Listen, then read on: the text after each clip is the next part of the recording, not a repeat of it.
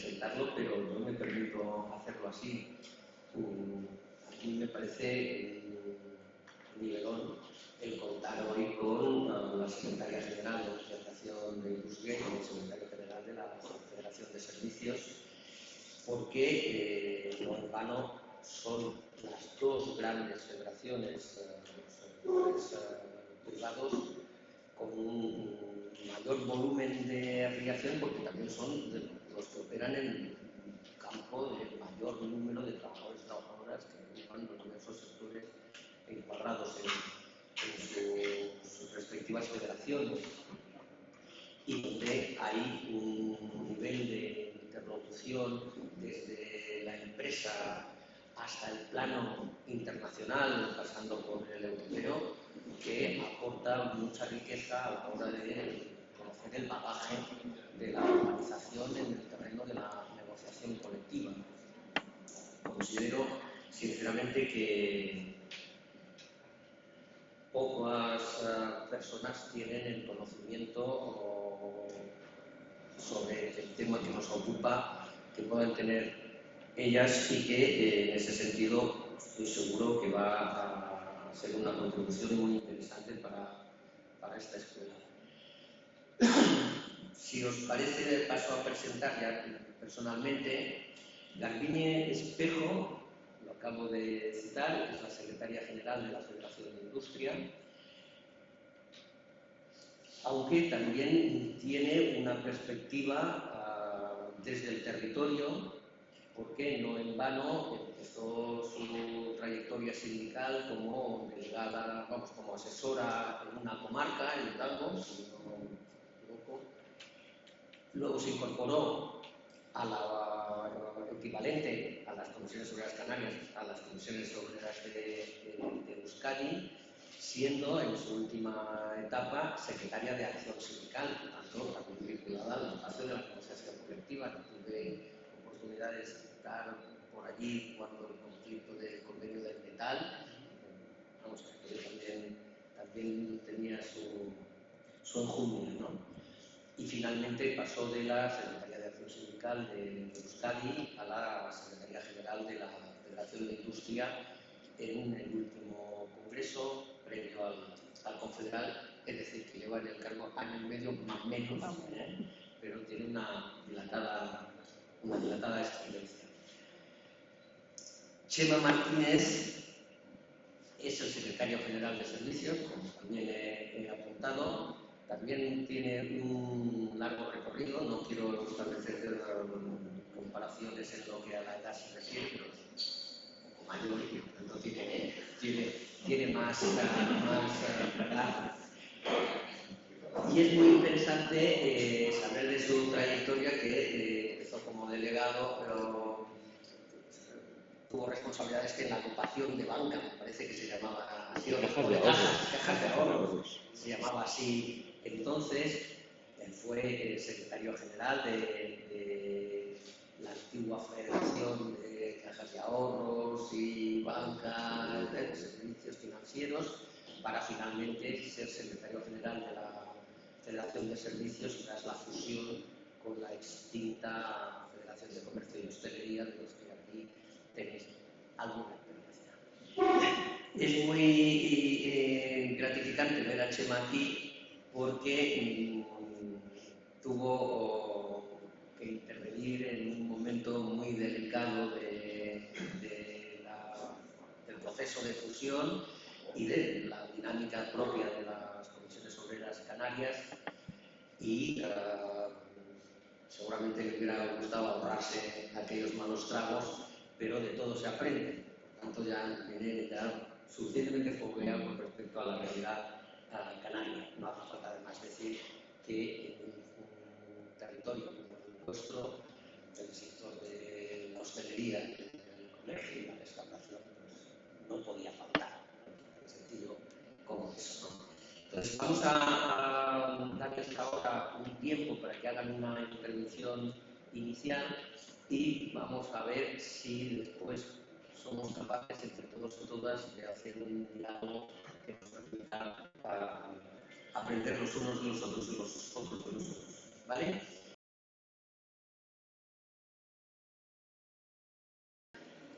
de a quiénes representamos comisiones obreras de industria, porque bien es cierto que somos una federación, unos sectores muy masculinizados, que esto es una cuestión muy importante para luego trasladar también nuestra negociación colectiva a todos los diferentes ámbitos tanto de concertación como de negociación, pero es verdad que pese a ser una federación con unos sectores muy masculinizados, también es verdad que dependiendo de la foto donde pongamos ese foco, pues esa paridad, ese porcentaje de hombres o de mujeres en nuestros sectores varía sustancialmente y ahora lo vais a ver. No quiero aburriros con datos, pero sí creo que es importante que tengamos esto presente para que luego podáis valorar, ¿no?, y abrir un debate de cómo afrontamos la negociación colectiva desde la Federación de Industria. Como veis, somos una federación que representamos a más de 3 millones de personas trabajadoras en el país, y que aquí está el dato que todas conocemos, ¿no? Representamos a un 73% de hombres y a un 27% de mujeres. Pero este dato varía sustancialmente, y aquí es cuando os digo que es donde aportamos la perspectiva de género tanto en nuestras políticas sectoriales o industriales como en las políticas de criterios de negociación colectiva. Cuando reorganizamos los sectores propios de la federación, ya no tenemos los sectores organizados en torno al convenio colectivo, sino que en ese último mandato, en ese último congreso, mejor dicho, fruto del debate, aprobamos en nuestro último congreso una reordenación sectorial, por dos cuestiones muy principales. Una, para poder afrontar más en el día a día en la realidad propia de la negociación colectiva, porque ningún convenio, ningún acuerdo puede morir el día que firmamos el acuerdo, ese propio acuerdo. Luego os contaré qué trazo y qué rutas nos marcamos, y luego a la hora de elaborar las políticas industriales. Los sectores, todos en general, que conforman el tejido económico y productivo de nuestro país, pero es verdad que los más tradicionales, probablemente los que representamos desde la Federación de Industria, estamos ya sufriendo ya lo que son las consecuencias, tanto en lo positivo como en lo menos positivo, derivado de las transiciones, ¿no?, tanto la transición digital como la transición ecológica. Y para poder dar respuesta, para que no haya un impacto directo en el empleo, fruto de estas transiciones, y que las mismas sean una oportunidad, vimos, como os decía, la necesidad de hacer esa nueva reordenación sectorial y hacerlas por cadenas de valor. En estas cadenas de valor recogemos todos los sectores que representa la Federación, propiamente dicho, en esas cadenas de valor, porque dos grandes ejemplos, ¿no? Nuestra propuesta y el resultado de la propuesta quedaría cojo si damos únicamente una respuesta a la trabajadora o al trabajador que, por ejemplo, recoge la fresa o recoge el tomate. Si no damos también una propuesta o una alternativa a quien la elabora y a quien la transforma. Y otro gran ejemplo, el auto, que probablemente sea el sector que ahora mismo está sufriendo en primera persona, una mayor transformación, ¿no? Pues nuestra propuesta quedaría coja si solamente la vinculamos a las grandes constructoras. Lógicamente que hay una respuesta también a los componentes del auto, a quienes reparan y venden los coches. Por lo tanto, como os decía, hicimos esa reordenación sectorial en esas tres grandes cadenas de valor, que son las materias primas, los bienes intermedios y bienes de consumo. No lo voy a incidir más aquí porque si no el tiempo se nos va. Pero sí quiero que veáis aquí ya cómo varía sustancialmente la representación y esa ocupación de género en este caso, ¿no? En las materias primas y en los bienes intermedios, más o menos, se mantienen los porcentajes que tenemos a nivel global como federación de esos 3 millones de personas trabajadoras que os comentaba, pero sí nos vamos a los bienes de consumo, que estamos hablando básicamente de todo lo que corresponde a la parte de la alimentación, que es la parte con más peso, ¿no?, en la cadena de bienes de consumo. Vemos como aquí ya sí tenemos un 40% de mujeres y un 60% de hombres. Y más adelante, cuando hablemos de la estructura de la negociación colectiva, veréis que la parte más débil en cuanto a la parte de desarrollar esa negociación colectiva precisamente es a toda la parte de la industria alimentaria. Pues como os decía, esta es la primera foto que tenemos desde la Federación en cuanto a quiénes representamos y cómo estamos organizadas en el interno de la Federación, para luego hacer desde esa perspectiva de género las propuestas, tanto en materia de política industrial como en materia de política de negociación colectiva. Y luego también otro dato para que lo tengáis en mente, porque estamos hablando de esta primera distribución de la renta. Y por lo tanto, cuando hablamos de distribución de la renta, lógicamente es también tener presente lo que se factura en este caso por parte de nuestros sectores, que es nada más y nada menos que lo que se aporta el 40% a la economía española, que no tanto lo que representa el PIB propiamente, la industria propiamente aquí de nuestro país, que ronda en torno al 14%, que está muy lejos de ese 20% que se marca como recomendación tanto a nivel europeo. Ya centrándonos más en materia de negociación colectiva, tenéis aquí la primera foto a nivel de datos de cómo estamos organizadas en cuanto a convenios colectivos, tanto sectoriales como de empresa. De empresa no voy a incidir porque, bueno, cada convenio de empresa es un mundo, pero es verdad que dependiendo de qué sector venga, tiene una clara vinculación siempre con el convenio sectorial de referencia. Veis que tenemos 30 convenios estatales, otros tantos autonómicos y 310 convenios sectoriales. La parte fundamental que ocupan estos convenios sectoriales, si recordáis antes os he dado el dato de lo que corresponde a la parte de bienes de consumo, la parte gorda de la industria alimentaria, pues prácticamente la totalidad de estos convenios provinciales los ocupa la industria alimentaria. Los 4 grandes ejemplos que os traemos sobre esa estructura de negociación colectiva es la industria alimentaria, la industria siderometalúrgica, la industria química y el campo. Digamos que son los 4 grandes sectores que más representan los sectores propiamente dichos de la Federación, pero no son los únicos, pues luego también tenemos el convenio estatal de textil, pero que bueno, en cuanto a su estructura es muy similar a la estructura del convenio de la química. Como veis, el convenio el sector, mejor dicho, de la industria alimentaria ocupa o da cobertura, mejor dicho, a casi 600.000 personas trabajadoras. Aquí tenemos el dato que aquí sí que hay más paridad en cuanto a hombres y mujeres del 40 y 60%, pero como veis, tenemos 15 convenios estatales, 11 convenios autonómicos y 156 convenios sectores provinciales. Y cuando vemos el dato, no voy a liar, aquí tenéis cuántos, yo imagino que luego se pasará el material, ¿no? Pero bueno, está a vuestra libre disposición, pues si lo queréis consultar y lo queréis tener. Estos convenios estatales, únicamente 2 de ellos, que es el convenio de la industria cárnica y el convenio de conservas de pescado, ocupan entre 30.000 y 44.000 personas trabajadoras. Pero tenemos, por ejemplo, el convenio de la azucarera, que ocupa tan solo 1.700 personas. Y cuanto más bajamos al terreno, cuanto más bajamos al convenio provincial, tenemos convenios provinciales que no ocupan ni a 50 personas trabajadoras. Y esta es la mayor debilidad, y debilidad me refiero a capacidad de organización de esa masa crítica que debiéramos de tener en los sectores a la hora de arrancar esos acuerdos y de conquistar esos acuerdos sectoriales, en este caso de la industria alimentaria. Como veis, en las gráficas de abajo son muy significativas, porque en la que está a mi derecha, ahí veis cómo que del total de los convenios sectoriales que tenemos, representamos, negociamos desde la Federación de Industria, la mitad son solo de la industria alimentaria. Pero el dato más significativo es que pese a tener la mitad de los convenios sectoriales vinculados a la industria alimentaria, solo dan cobertura a un 17% de personas trabajadoras. Y esto conlleva, como os decía, a esa debilidad a la hora de afrontar la negociación de los convenios colectivos.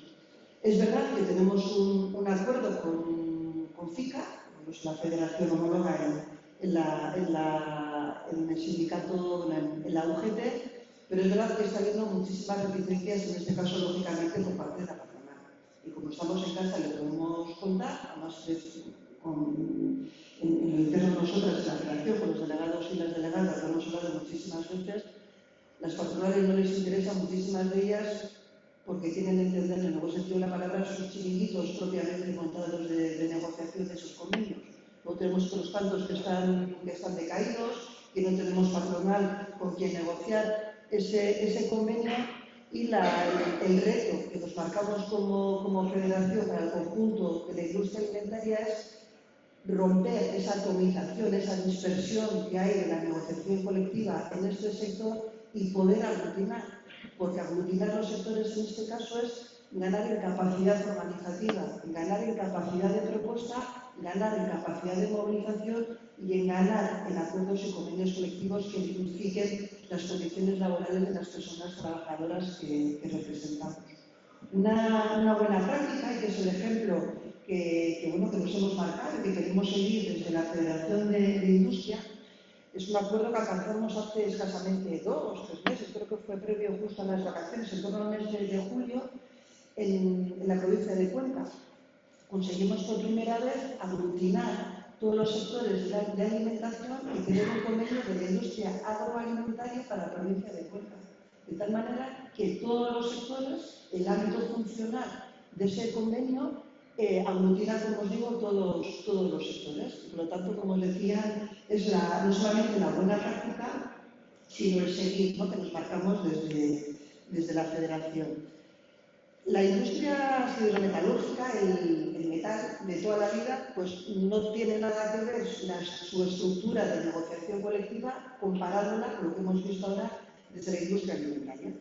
El convenio la estructura de negociación colectiva, aunque veáis lógicamente que hay un convenio estatal, su modelo de negociación, su base ha sido siempre el convenio provincial. Lo que nace después es ese convenio estatal. Y precisamente el convenio estatal del metal tiene 2 funciones principales. La primera, la política para nosotras como federación fue la apuesta, en este caso, de ese convenio estatal para frenar precisamente la reforma laboral del Partido Popular. Que si recordáis, aquellos convenios que no estuviesen vigentes a partir del 7 de julio, creo que era recordar, del año 2012, que no estuviesen vigentes, decaían. Pues lo que hicimos con este convenio estatal era dar cobertura a todos los convenios provinciales y aquellos que perdiesen su vigencia a partir de esta fecha se mantenían tanto su jornada como su salario, porque es lo que hace el convenio estatal del metal. Lógicamente tiene sus materias reservadas que marca el Estatuto de los Trabajadores y de las Trabajadoras, pero que en materia de jornada y de salarios directamente se negocian en el ámbito provincial.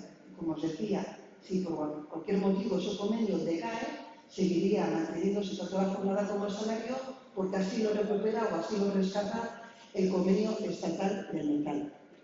Y aquí una anécdota, porque estoy muy orgullosa de ello, lo comentaba Fernando, mi cuna sindical hace comisiones obreras de Euskadi, y para el sindicalismo nacionalista de Euskadi tuvieron que comerse con patatas el convenio estatal, porque el fruto de la consecuencia de la reforma del Partido Popular, el convenio metal de Guipúzcoa, que donde mayoritariamente tiene presencia tanto ELA como LAB, fue vigente gracias al convenio estatal del metal. Si no hubiese habido convenio estatal del metal, el convenio del metal de Guipúzcoa hubiese decaído el 8 de julio del 2012.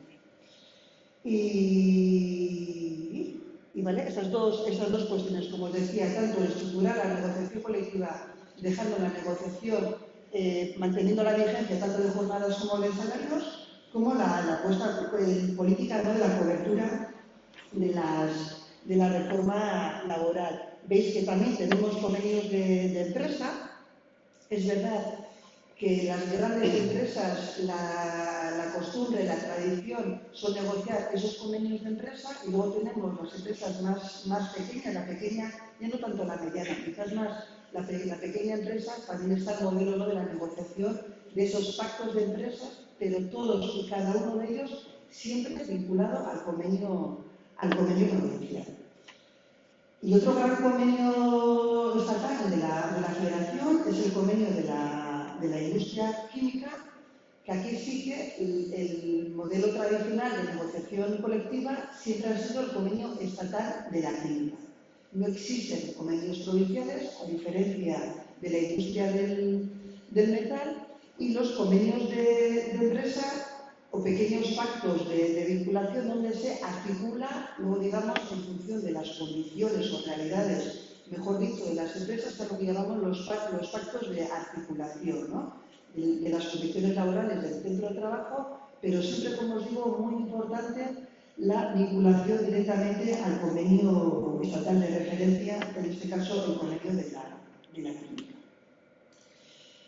Y por supuesto, no porque sea el último en contaros, porque precisamente en cuanto a materia de negociación colectiva es el reto que tenemos como federación, aunque con mi situación muy difícil, por motivos que ahora os contaré, es el alcanzar un acuerdo para un convenio estatal del campo. El sector del campo, si antes os decía que estamos en casa y podemos decir que en la parte de industria alimentaria tenemos patronales que lo que quieren hacer es mantener sus chiringuitos en las diferentes mesas de negociación, pues poco varía en el sector del campo. La interlocución con las asociaciones agrarias se va a decir que es prácticamente inexistente, pero el problema está que donde la hay es muy difícil, y no solamente con las asociaciones agrarias, sino que con el propio ministerio, ministro, en este caso concreto de Agricultura, y la organización propia de las personas trabajadoras que trabajan, que prestan servicios en el campo, la organización entre ellas es, no sé si más difícil, pero sí muy dificultoso. Primero, por la alta precariedad que están sufriendo sus centros de trabajo. Y porque no olvidemos que parte de las personas que ocupan los servicios en el sector del campo son personas migrantes. Y el primer obstáculo que tenemos para poder llegar a ellas es el idioma, el poder entendernos con todos ellos y con todas ellas. Y por lo tanto, son retos, como os decía, que tenemos por delante, pero que está puesta toda la carne del asador por parte de la Federación para poder alcanzar ese convenio estatal del campo. Entre otras cuestiones también, para que se cumpla de una vez por todas el salario, la aplicación del salario mínimo interprofesional en el sector. El SMI, si recordáis, es fruto del acuerdo, en este caso, del gobierno con los sindicatos, en este caso la patronal, no entró, y una de las mayores reticencias precisamente fue de la patronal del campo, y uno de los mayores obstáculos que nos encontramos en las mesas de negociación es la aplicación correcta del SMI. Y como tengo que ir terminando poco a poco, os voy a contar, hemos visto, ¿no?, a quién les representamos, cómo tenemos ordenado nuestros sectores en la federación, cuántas mujeres y hombres tenemos aproximadamente organizadas en torno a nuestros sectores, y la importancia de articular bien esta estructura de negociación colectiva. Porque si habéis visto cómo estamos organizadas en la industria química y en la industria del sidero y en la industria del metal, nada tiene que ver, es una foto muy diferente respecto a la parte de la industria del campo y de la industria alimentaria. Y lógicamente los logros de esos acuerdos son muy diferentes y muy dispersos también en todos ellos. Pero, tanto en unos sectores como en otros, tenemos que llevar a cabo, desarrollar los criterios en materia de negociación colectiva o las recomendaciones que nos marcamos en materia de negociación colectiva.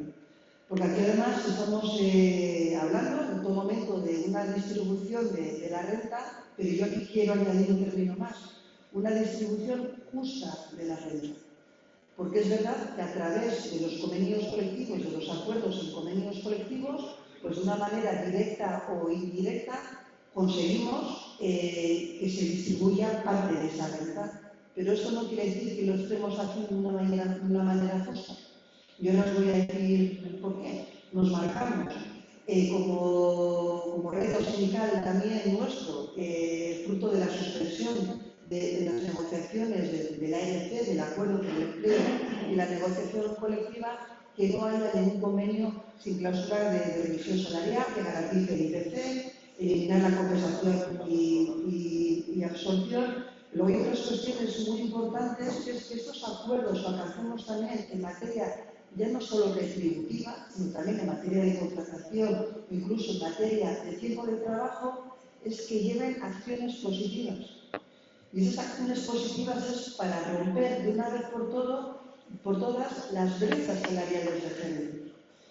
Y yo os invito, sé que es difícil, porque todas hemos estado en mesas de negociación, pero yo os invito, sobre todo a los negociadores, más que a las negociadoras, es que perdamos el vértigo a acordar, primero a presentar acciones positivas y, en segundo lugar, a cerrar acuerdos con esas acciones positivas. Y cuando hablamos de acciones positivas, son de pluses, de mejoras, de extras.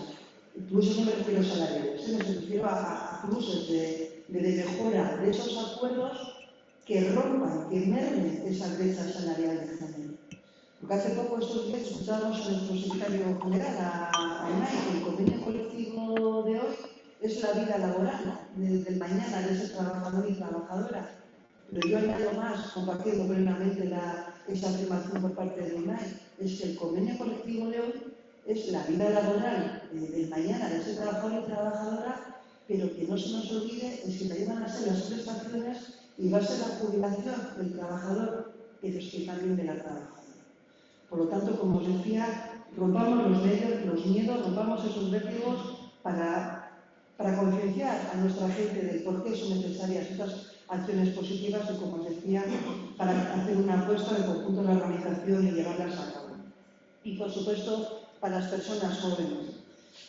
Me imagino que os pasará lo mismo que a mí y a muchas de nosotras, que somos hartas, en el buen sentido de la palabra, de escuchar que no tenemos personas jóvenes en la organización, que no tenemos el futuro garantizado y el relevo de mañana. Pero es que si nuestras plataformas y, por ende, nuestros acuerdos no recogen acciones positivas que eliminen esa precariedad que sufren en primera persona las personas jóvenes en todos y cada uno de los centros de trabajo, no se van a ver identificadas con nosotras, no van a ver sus necesidades identificadas, plasmadas en esas plataformas y en esos acuerdos. Y, bueno, por supuesto, el tiempo de trabajo, de una manera directa también, incide directamente en la distribución de la renta, ¿no? Por lo tanto, muy importante, y ya por ir terminando, la estructura de la negociación colectiva, el debilitar los convenios colectivos debilita, por ende, también, como os decía, tanto esa capacidad de movilización y esa capacidad de acuerdo, el ser capaces de aglutinar esos sectores, sea como sea, en convenios que recoja a todos y cada uno de ellos, las acciones para frenar esas brechas salariales de género, que no solo las sufrimos las trabajadoras de los sectores industriales, sino que los otros sectores también que conforman el tejido económico de este país también los sufrimos, y por lo tanto invitaros a hacer una reflexión desde lo interno y que precisamente lo primero que se venga de nuestras plataformas no sea lo de siempre, que, como digo, son estas políticas de igualdad y esas políticas para dar cobertura a las personas jóvenes. Y aquí me quedo con Manuel. Pues muchas gracias, Garbiñe. Chema.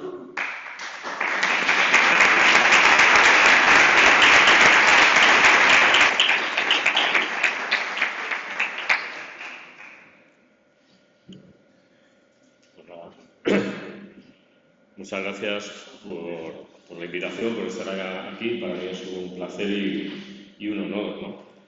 Después de la presentación de Fernando, a mí siempre se me viene a la cabeza, me decía un veterano compañero, ¿no? Dice, no sé cómo ha sido, pero he pasado de su joven promesa a vieja gloria sin solución de continuidad.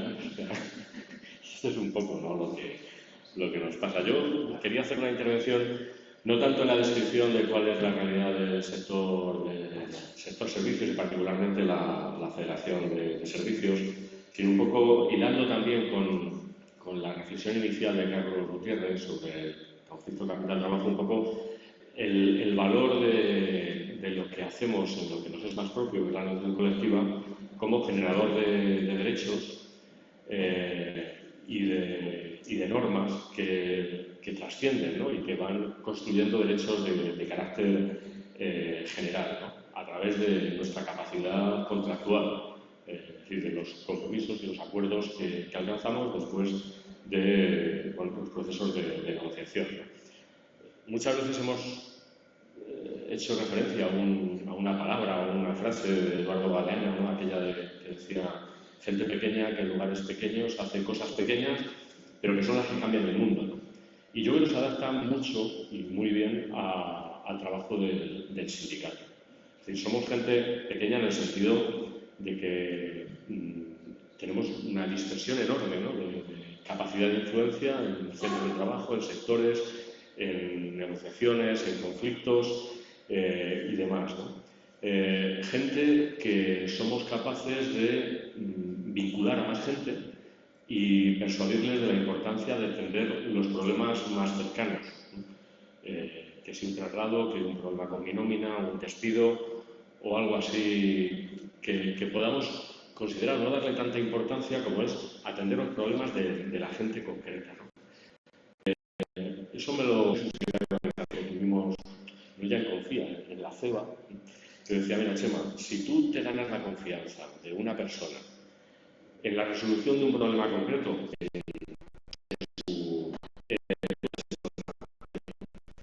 como recordaba Carlos, pues claro, nosotros venimos de un sindicato que su crecimiento y su capacidad a esos problemas concretos que trataban las comisiones obreras, ¿no?, que en un momento determinado trascendieron de esos problemas concretos y para pedirle a la gente vincularse a una lucha por la democracia, nos vinculábamos por la pelea contra la carestía de la vida, ¿no? Y si veis las fotos más antiguas de la transición, veréis las manifestaciones donde el sindicato peleaba por un régimen de libertades y una democracia, pero las pancartas estaban muy pegadas a lo que la gente necesitaba. Y contra la carestía de la vida, algo que parecía que no íbamos a la base de que retazos, pero son retazos que cuando los hace el sindicato tienen un hilo conductor, son de un determinado color, una tonalidad, unos más intensos, otros menos, pero al final son esa colcha con la que nos protegemos del frío, y luego dependerá si le metemos guana o miraguano perdón, guata, iraguano no, eso es basura, o pluma o plumón, ¿no? Pero en definitiva es la capacidad que tiene el sindicato de solucionar problemas concretos, hacer las leyes, y esas leyes que cambien las costumbres, porque hay un montón de derechos que se han convertido en derechos sociales generales que parten de la negociación colectiva o parten del conflicto capital-trabajo, desde el derecho a las vacaciones pagadas hasta casi cualquier otra cosa que se nos ocurra. La ley de igualdad, la primera ley de igualdad que se aprobó en tiempos de Zapatero, venía de un montón de experiencias individuales de protocolos de igualdad de oportunidades en diversos sectores. Si no hubiera ese trabajo previo de negociación colectiva, probablemente esa ley hubiera sido distinta o no hubiera nacido, ¿no? Y en general eso es lo que yo creo que a nosotros nos da esa capacidad de aprender la solución de problemas, ¿no? Venimos de una cultura que es la de intentar arreglar el mundo. A estas alturas sabemos que el mundo arreglo no tiene, pero tiene arreglos. Y en esos arreglos es donde estamos nosotros. Unas veces de aguante y resistencia y resiliencia, y en otras ocasiones de auténticos avances y conquistas, ¿no? Y incluso en las peores circunstancias, ¿no? En gran medida ese progreso social se deriva de nuestra capacidad contractual, de nuestra autonomía para hacer, de nuestra autonomía para comprometer a las contrapartes a que las cosas vayan de otra manera o para frenar pues, determinados ataques, ¿no? En definitiva, sabemos que una democracia avanzada depende en gran medida de que haya libertad sindical en sentido amplio. Libertad sindical, que es derecho a la negociación colectiva, es derecho a la movilización, es derecho de huelga y demás. Y a veces no se pone en valor que si esa democratización de las relaciones laborales que promovemos con nuestra acción, con nuestra capacidad de usar la libertad sindical, la democracia en su conjunto se deteriora. Y lo hemos visto en los últimos 15 años, ¿no? Cómo los ataques a la capacidad de hacer del sindicato buscaban un objetivo. Y ese objetivo, que era fundamentalmente que las rentas del capital tuvieran más capacidad y rigieran las relaciones sociales, se ha traducido en una enorme desigualdad en España y fuera de España, que en definitiva ha puesto en riesgo la posibilidad de una democracia avanzada. Es decir, la desigualdad disuelve la democracia. Y la pelea por la igualdad es la que da el sindicato todos los días. Todos los días cuando hace un convenio, todos los días cuando pelea porque el salario mínimo tenga un nivel que permita a la gente tener una vida más o menos autónoma, y en definitiva eso es lo que yo creo que es la esencia del sindicato y, si me apuras, la capacidad, ¿cómo decir?, el carácter sociopolítico que tiene la negociación colectiva en la determinación de los aspectos más cercanos al control de trabajo, ¿no? Además, una negociación colectiva entendida en sentido amplio, no solo son los convenios. Como acaba de señalar Garbiñe, ahora tenemos una herramienta potentísima que son los nuevos planes de igualdad, y toda la legislación que hemos puesto en marcha, y cuando digo hemos es porque viene del diálogo social en un momento de especial, digamos, crisis, ¿no?, como fue toda la gestión de la pandemia y la pospandemia, donde tenemos herramientas muy potentes para no solo promover la igualdad y acortar las brechas, sino que tenemos más capacidad para incidir en la determinación de la organización del trabajo, porque vamos a tener acceso a eso que son las auditorías laborales, a la capacidad de ver las discriminaciones ocultas, que no solo son de género, pero fundamentalmente de género, en la determinación de funciones, herramientas que no se entenderían, por ejemplo, si no hubiera habido un trabajo previo en los planes de igualdad o en cosas tan concretas como las que hemos hecho en Canarias. O sea, toda la promoción de, la pelea jurídica por acabar con los pactos de empresas de Tenerife, que encubrían una discriminación en segundo grado sobre los colectivos de camareras de pisos y gobernantas, tiene que ver con el día a día del sindicato. Y eso es un problema concreto, que hemos tenido sentencias favorables, que no ha terminado porque continúa, pero que está en la esencia del por qué tenemos que tener acceso y conocimiento de cómo se distribuyen los salarios, no en concreto solo con una subida salarial, sino cómo se determinan las funciones, la intensidad de ese trabajo, cómo se remunera, en definitiva la capacidad de intervenir en la organización del trabajo. El salario como primera distribución, pero es el salario en sentido complejo, lo comentaba también Carlos, ¿no? Es la estructura salarial, es la promoción profesional, es la capacidad o no de generar compromisos de salario diferido y complementario de las pensiones públicas, es repartir las mejoras de productividad. Hace 35 o 40 años, sobre todo en aspectos industriales, anda que no nos costaba determinar cómo se distribuía la prima de producción, ¿no? Y cómo era una cosa que estaba vetada a las empresas. Entonces organizaban el trabajo y remuneraban en función de lo que ellos consideraban que la gente producía. Y el sindicato, con mucha determinación, pero mucha ignorancia, se metió ahí de hocico. ¿Para qué? Dice, oye, aquí se está repartiendo de verdad el valor de mi trabajo y no lo puede determinar la empresa unilateralmente. Pues eso, salvando las distancias, es lo que está pasando con el algoritmo. Los algoritmos, la inteligencia artificial, todo lo que supone la digitalización, pues está cambiando la organización del trabajo, no solo las relaciones de dependencia en cuanto a trabajo por cuenta ajena y tal, sino la propia distribución de esa productividad. Y con bastante determinación y mucha ignorancia, eso nos motiva a ello. Y ya tenemos ahí un convenio, como es el convenio de banca, que ya ha establecido una serie de picas en Flandes, el convenio de banca o el de puertos del Estado, negociado también por la FSC, ¿no?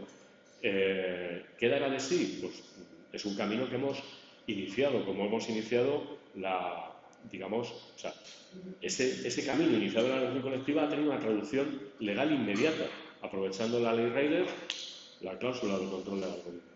¿Tendrá desarrollo? Sin duda. ¿Tendrá desarrollo legislativo más allá de nuestra capacidad concreta de hacer o tal? Sin duda. Pero el origen está en lo que hacéis, en las empresas, en los sectores, actuando en local con visión global.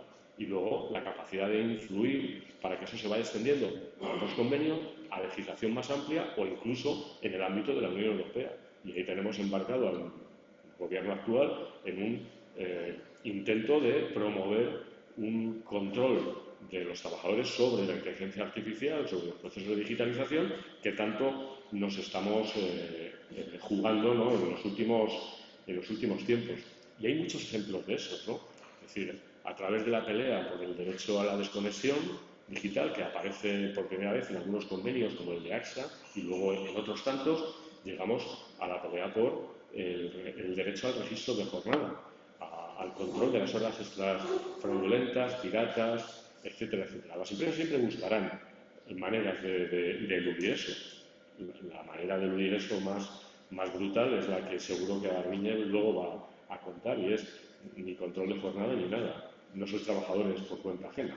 Y ahí está no solo la prueba de los rayos, sino lo que tenías pensado, y seguro que hablarás de las cárnicas, ¿no? Y esa es la pelea en la que está el sindicato en el día a día, ¿no? Todo lo que es la transversalidad de las políticas de igualdad, yo creo que recorre la acción del sindicato en su conjunto, y la vigilancia de los aspectos que tienen que ver con la salud, ¿no? Y para ir terminando, yo también quería hacer una mención a la capacidad que tenemos en la negociación colectiva para mejorar nuestra organización. En la medida en que todo lo que hacemos lo queremos hacer para vincular a más gente, vincular a más personas concretas a la solución de problemas concretos, pero que además la propia negociación colectiva nos dé herramientas de crecimiento y de mejor organización. Ahí está toda la dimensión, y además ligado a la reforma laboral, tema de prevalencia, vigencia de los convenios y no, lo que ha comentado Garbiñe de racionalizar la estructura de la negociación colectiva, hacer marcos de negociación más representativos, en algún caso más amplios pero articulados con la realidad concreta del territorio o del sector, y que la propia negociación colectiva nos provea de herramientas de crecimiento y no tener ningún empacho a plantearlas con decisión, y es ganar poder contractual con más recursos de horas que podamos organizar mejor el sindicato en sectores, en ámbitos territoriales o en empresas. Y la propia capacidad de la negociación colectiva de inventar cosas, ¿no? Muchos vinculan que toda la legislación que ha habido en la reforma laboral tras la experiencia de los ERTEs, en la fórmula, por ejemplo, de los ERTEs RED, o el nuevo artículo 47, es como si hubiera sido una reflexión solo desde la práctica de los ERTEs en pandemia, el impulso del gobierno progresista y nuestra capacidad de hacerlo aterrizar. Claro, eso no se hacía sobre el vacío. Hay experiencias concretas, que yo pongo ejemplos de Federación de Servicios. Es decir, el primer sitio donde se nos ocurrió cómo minimizar un efecto de ERE, rebajar la cantidad de personas afectadas por el ERE e intentar transformar que la gente de la que la empresa quería prescindir, con un proceso de recualificación intensa en 6 meses, tuviera recolocación y no despidos, se produjo justo en pandemia en Indra, donde de 1000 y pico redujimos a 800 no sé cuántos, y había 130 personas que están fuera del ERE. Lo transformamos en un ERTE, reciben una formación acreditativa y en 6 meses vemos si conservan su puesto o no, porque digamos, les hemos recolado dentro de la empresa a otras funciones. Pues fue un éxito. Y esos ejemplos luego son cosas concretas que hemos utilizado en la propia negociación de la reforma laboral. Y por lo tanto, ahora que vienen malos tiempos, porque no solo la pelea por el salario y el coste de la vida y el no perder pie con respecto al IPC, vendrá pues una economía mucho más no en crecimiento, quizá en recesión, desde luego en la Unión Europea. Vamos a tener tensiones sobre el empleo y la gestión del empleo. Vamos a tener la oportunidad de no solo utilizar la nueva legislación, sino procesos prácticos de cómo, digamos, cambiar de verdad la manera de atender las crisis, de que las empresas paguen una indemnización, la que consigan, la que les dejemos, y aquí paz y después gloria. La gestión de esos procesos, porque tenemos la experiencia de los ERTEs, la legislación reciente y algunos ejemplos de empresas, nos va a posibilitar defender mejor el empleo, defender mejor la pervivencia de las empresas y defender mucho mejor todo el sistema del estado de bienestar, porque la gran, yo creo, apuesta que han supuesto los ERTES y la negociación colectiva de los mismos es, hombre, hemos protegido rentas del trabajo. La gente cobraba el 70% de la base y demás, pero el mayor esfuerzo se ha hecho en sostenimiento de las empresas, evitándoles el pago de prestaciones a los de cotizaciones. ¿Eso qué es lo que ha permitido? Que no desaparezcan. Porque la auténtica debacle que se produjo en la huelga, o sea, en la recesión anterior, en la crisis financiera, fue el cientos de miles de empresas que desaparecen, millones de puestos de trabajo que desaparecen, millones de salarios que desaparecen y millones de prestaciones de desempleo que se tienen que pagar. Y produce un desincentivo brutal y te profundiza la crisis. Si tú mantienes las empresas, mantienes las rentas de los trabajadores y gestionas los procesos, digamos, de crisis de otra manera, conservando el empleo y las rentas, digamos que todo se deteriora mucho menos y podemos, digamos, salir con más fuerza de los procesos, digamos, recesivos. Lo hemos visto en la pandemia. En cuanto ha desaparecido el virus, se han puesto las vacunas en funcionamiento, al menos al sector servicio, particularmente el comercio y sobre todo la hostelería, pues estamos en las puntas de trabajo que estamos.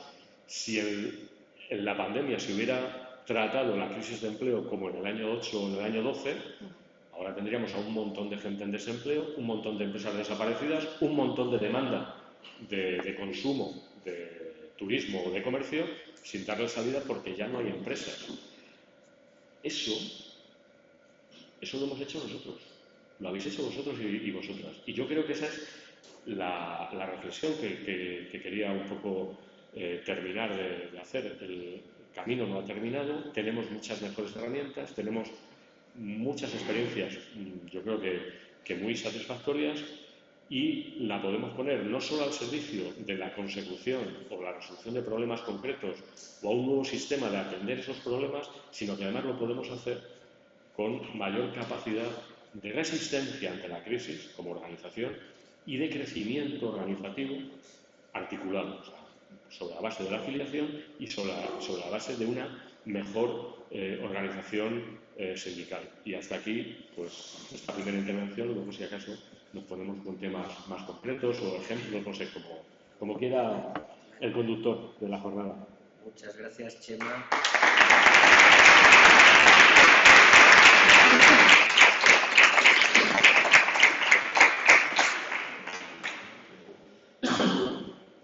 Antes de dar la palabra a vosotros y vosotras, que es lo que me interesa al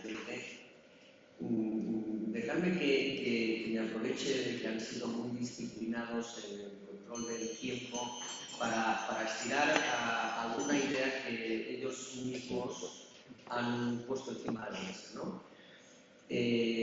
Contaba Chema la experiencia de Indra y a mí me daba por pensar, que hemos estado hablando estos días, por todo lo que ha supuesto la reconversión del sector financiero.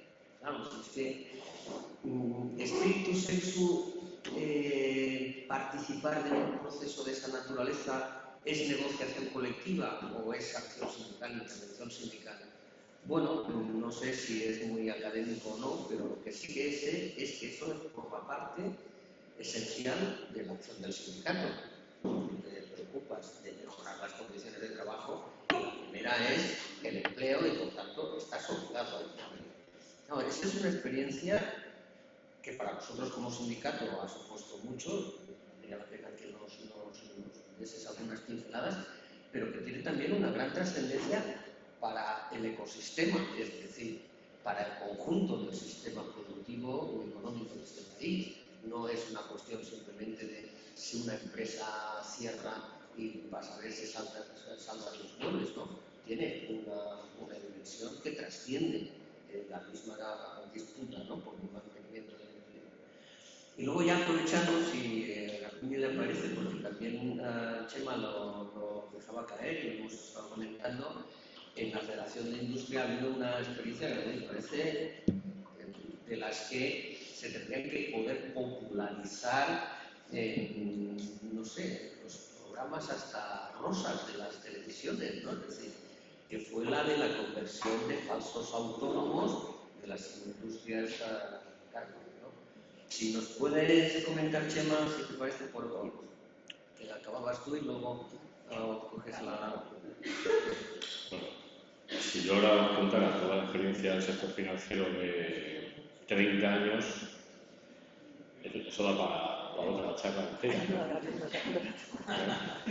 Pero así, grosso modo, claro que de la experiencia de la reestructuración, de los procesos de reestructuración del sector financiero, hemos intentado trasladar o aprender y adaptar a otros actores. Y es, claro, es toda una experiencia ¿cómo decirlo?, de éxitos y fracasos acumulativa.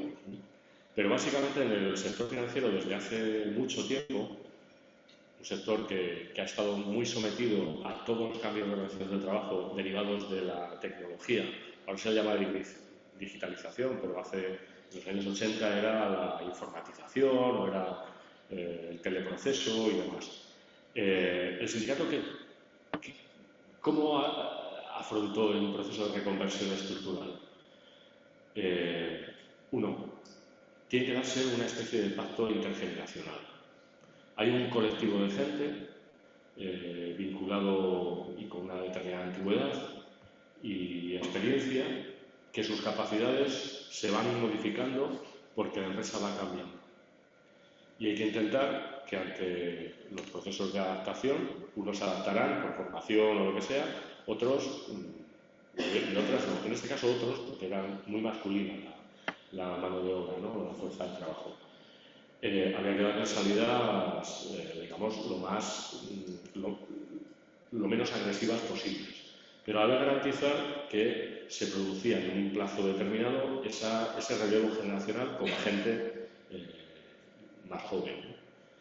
Eso prácticamente se puso en marcha a finales de los 80 con las primeras fusiones. Y en la fusión del BBV, del Banco Bilbao Vizcaya, se puso en marcha una cosa que era un protocolo de fusión. ¿Y el protocolo de fusión qué era? No era un expediente de regulación de empleo, no era un convenio, era un acuerdo en el que las empresas se comprometían a salvar el mayor empleo posible, a dar salidas en las mejores condiciones posibles al personal que tenía que salir y que el personal que se vinculaba de futuro pues no hubiera una doble escala, etcétera, etcétera. Y eso, de ese protocolo hicimos casi una regla que intentamos incorporarla a los convenios del sector financiero, con mayor o menor, digamos, éxito, ¿no? Y eso sí que nos dio una capacidad de intervención en procesos tan duros como son las fusiones, donde yo creo que ahí es donde basamos nosotros la hegemonía que tenemos representativa en el sector financiero, que todavía dura. La última reconversión fue mucho más dura porque porque se juntaban varias cosas, ¿no? Era una crisis financiera profunda, muy enorme, donde los balances de las empresas estaban muy amenazados por la morosidad. Una crisis de transformación digital y luego un proceso de precios financieros sin sentido. Es decir, los tipos de interés estaban negativos. Por lo tanto, el negocio clásico del sector financiero no funcionaba. Ha funcionado con los apoyos del Banco Central Europeo y demás, ¿no? Por lo tanto, esa especie de contrato social subyacente del sector financiero se ha visto más amenazado. Hemos cubierto, con bastante éxito, la parte de salidas.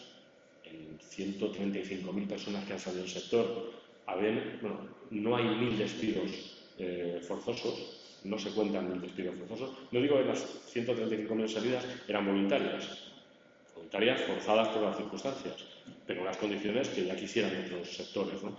Y es ahora cuando empieza a haber relevo generacional. Y un relevo generacional de personas que se incorporan al sector financiero no en condiciones de doble escala, sino en igualdad de oportunidades. Eso sí, son los más baratos porque no tienen antigüedad, etcétera, etcétera.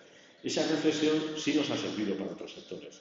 No para copiarlas, pero sí para buscar mecanismos de concertación con la contraparte para que los cambios no se hagan contra la gente. Y pongo 2 o 3 ejemplos. No vuelvo a reiterar lo de Indra, que fue una experiencia concreta que no sirvió para lo otro, pero, por ejemplo, generar acuerdos marcos en el Corte Inglés con nuestro 3% de representación, o acuerdos marcos en el grupo Inditex para afrontar todos los 41 que nos plantearon después de la pandemia, o generar el observatorio en Mercadona, nos ha permitido afrontar cambios en la organización del trabajo de una manera más compartida, salvaguardando lo más posible el empleo y, digamos, que los elementos más agresivos, como pueda ser un despido colectivo o una modificación sustancial de condiciones de trabajo, se dieran en condiciones lo más suaves posibles y con una reflexión añadida, que eso nos permitiera organizarnos mejor al día siguiente. Y eso está en la base de la propia reorganización de la federación en esas empresas y está en la base del crecimiento afiliativo. Hay que ver cómo crecen los sectores del comercio, los que están sometidos al 41 o Iperdino, ¿no? Es decir, me refiero a que al final, estando muy cerca de los problemas y en la resolución de los mismos, unas veces en conflicto, como sucede en Iperdino, y otras veces en acuerdo, como nos ha sucedido con Mercadona o en Inditex, pues vamos generando un poco herramientas complejas que van un poquito más allá de la legalidad y que al final tienen traducción en la legalidad, porque produce cambios en la medida en que en un sitio hacemos una experiencia, en otro otra parecida, y se va generando una costumbre de afrontar los problemas que al final va generando nuevas leyes, más allá de los convenios o más allá de una ley de reforma laboral, por ejemplo. ¿Nos cuentas sobre los falsos autónomos? Sí, comentaba con Fernando y Gemma, ¿no? Bueno, el título que dimos en la campaña fue Carne sin fraude. Bueno, no sé si todos vosotros y vosotras la conocéis. Y aquí el objetivo de la federación, siendo minoría en el sector en ese momento, fue revertir la fórmula de flexibilidad que se estaba utilizando por parte de las empresas en los sectores de la industria cárnica, que era el tener contratadas a personas trabajadoras en el RETA, en el régimen de autónomos y de autónomas en el sector. Empezamos a investigar, empezamos a indagar en el sector, a tirar de datos en este caso, y había 25.000 personas dadas de alta en el régimen de autónomos y de autónomas que trabajaban directamente para 200 empresas de la industria cárnica en este país. 200 empresas de la industria cárnica que esta flexibilidad a la hora de organizar el trabajo lo hacían con 40 falsas cooperativas. Es decir, había 40 cooperativas distribuidas en 200 empresas industriales cárnicas que, entre comillas, daban trabajo a 25.000 autónomos y autónomas en ese momento, que cobraban en torno a 9-12 euros la hora, que de esos 9-12 euros la hora de ahí descontaban la parte que correspondía de pagar los autónomos y autónomas, incluso muchos de ellos y de ellas, de esos 9-12 euros tenían que pagar los EPIs, los equipos de protección individual, no tenían horario, era un trabajo a destajo, no había vacaciones, no había cobertura, lógicamente tampoco, del convenio colectivo, y fue una campaña que la organizamos desde la Federación Estatal como un pulpo, ¿no?, que va echando sus tentáculos al conjunto del país.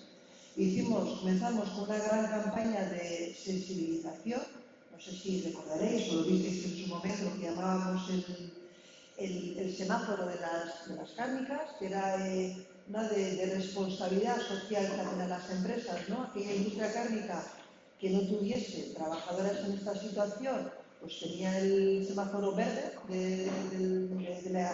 del sector, luego el ámbar y luego el rojo, ¿no?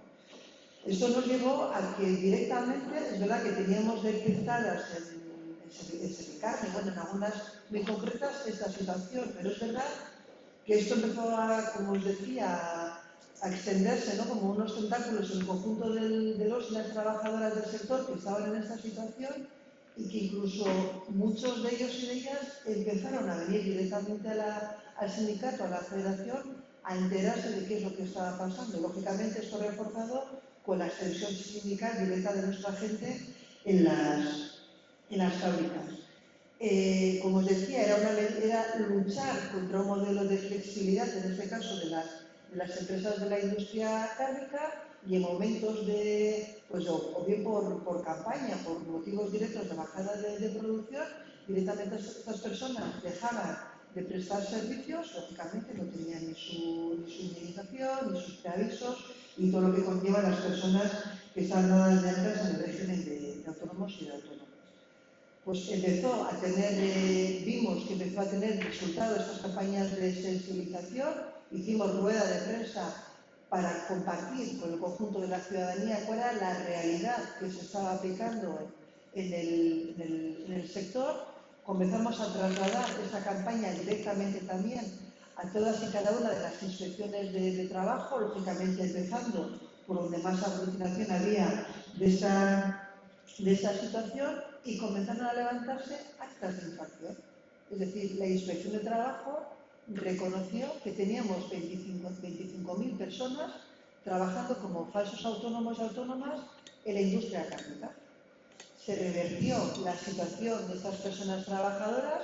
Las empresas, además de tener que pagar, creo que era en torno creo que eran 200 millones de euros de inflación que se impuso en ese momento, lógicamente tuvieron que dar de alta en el régimen general también a estos trabajadores y trabajadoras, y ahí es donde empezamos no tanto a organizar el sector, porque es verdad que es un sector donde las personas eran las que estaban directamente contratadas en el régimen general, en las empresas principales, no las falsas cooperativas, era un sector que tradicionalmente estaba y está organizado, pero comenzamos a hacer elecciones sindicales con la incorporación de estos falsos autónomos y autónomas ya como trabajadores y trabajadoras del régimen general a participar directamente en las elecciones sindicales, y incrementó en más de un 30% la representación de comisiones obreras de industria en la mesa de negociación del convenio estatal de la industria cárnica. Esto ha llevado a cambiar completamente la representación del sector. Ahora somos nosotras, las comisiones obreras de industria, quienes tenemos mayoría en ese sector por primera vez en la historia. Hemos adelantado a la UGT, a FIFA, en este caso. Hemos conseguido también aumentar en más de un 60% nuestra afiliación. Antes rondábamos cerca de las 4.000 personas trabajadoras afiliadas a la industria cárnica en nuestra federación. Ahora son más de 7.000 personas las que tenemos afiliadas en este sector, y el logro, la guinda al resultado, al éxito sindical de esta campaña de carne sin fraude ha sido el último convenio de la industria cárnica. Un convenio que es verdad, lo firmamos, ahí sí que el tiempo estuvo de nuestro lado, porque conseguimos cerrarlo en el mes de diciembre del año pasado. Ahora en diciembre hará un año de este convenio, donde por primera vez, además de reducirse la jornada de otros tantos beneficios sociales que se recogen por primera vez en el convenio, conseguimos incorporar que los salarios estuviesen vinculados al IPC real de cada año. Ahora mismo las empresas del sector están que se tiran de los pelos, incluso hay algunas de ellas que nos están pidiendo sopitas diciendo que vamos a ver cómo flexibilizamos en el tiempo el acuerdo que alcanzamos, pero si el acuerdo que alcanzamos es el que es. Y el acuerdo que alcanzamos es el que es porque es fruto, hablamos de negociación colectiva y de acción sindical. En este caso es una acción sindical coordinada desde la Federación Estatal, lógicamente, con todas y cada una de las federaciones de región y nacionalidad, que tuvo como colocación,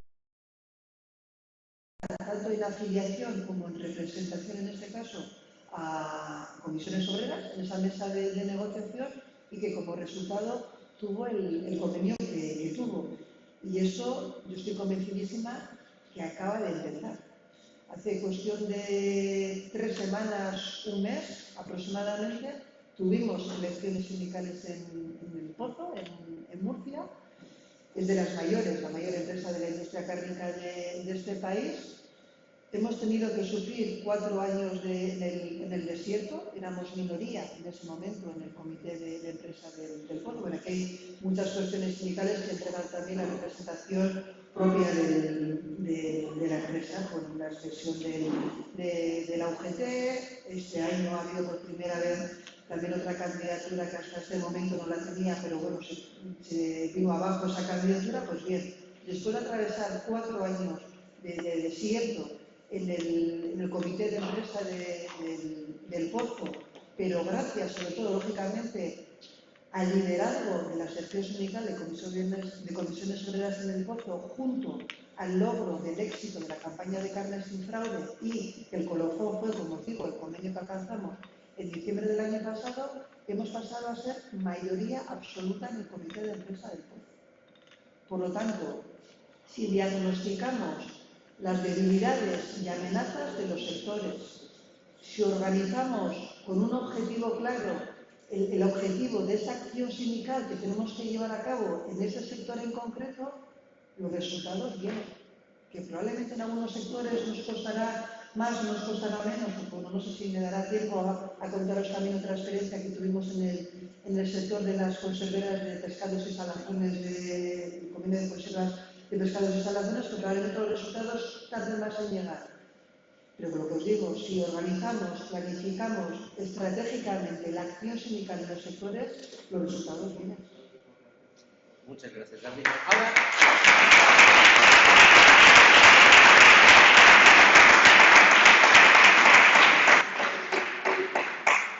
Ahora como no es la primera sesión de la mañana, que siempre coge un poco perezoso,